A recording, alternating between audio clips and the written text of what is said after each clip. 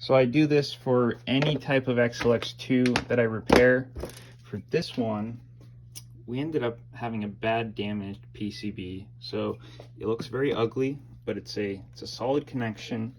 And right now this setup is, we have a receiver, we have it plugged in, we have these removable plugs, sensor wires going right into the receiver. We have a 4-cell battery set up, and it's plugged in, and we have one of the most powerful motors you can run. So now, turn this on and see if the repair has been successfully completed. There we go. Okay.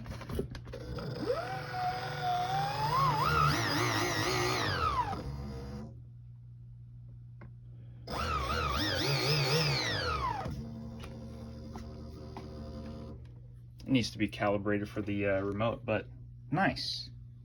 Excellent. Turn that off.